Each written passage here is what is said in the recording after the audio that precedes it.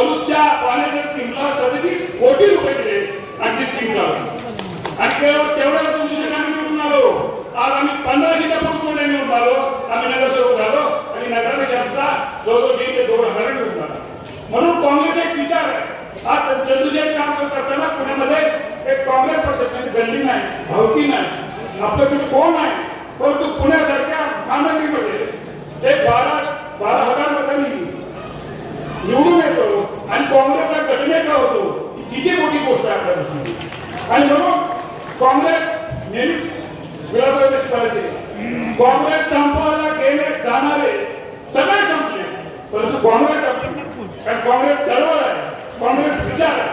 आणि म्हणून बाळासाहेब म्हणतात एका पत्रकारितेमध्ये म्हणून साहेब म्हणजे बाळासाहेब माझ्या रक्तात काँग्रेस, इथल्या बसलेल्या सर्व लोकांच्या रक्तात काँग्रेस आहे. ही जाणीव करून घ्यायची वेळ तुम्हाला 7 तारखेला आलेला आहे. मी महिलांना विनंती करतो, तुम्ही येणाऱ्या उमेदवाराला विचारा प्रश्न, तुम्ही हे पैसे कुठले घेता, तुम्ही पंचायत समिती सभापती होता, तुम्ही आता का गेला, कुठल्या कारणाने गेला.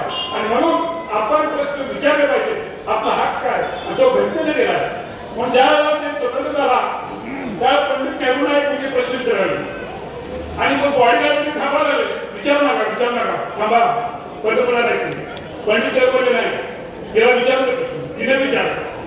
तिला प्रश्न विचारला की ह्या स्वातंत्र्यानं आम्हाला दिले काय, या राज्यघटनेनं आम्हाला दिले काय.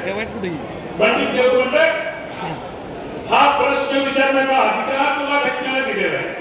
हा प्रश्न विचारण्याचा अधिकार तुला स्वातंत्र्य दिलेला आहे. अशा पद्धतीनं त्या घटनेची निर्मिती झाली. डॉक्टर बाबासाहेबांचा विश्वास ठेवून त्यावेळेच्या काँग्रेस पक्षानं घटनालयाचं स्वातंत्र्य दिलं आणि सर्व जातीला, सर्व धर्माला, सर्व पक्षाला घेऊन जाण्याची घटना निर्माण झाली आणि अधिकार दिले. आणि म्हणूनच काँग्रेस त्या घटनेवर आधारित सरकार अपेक्षित करतं.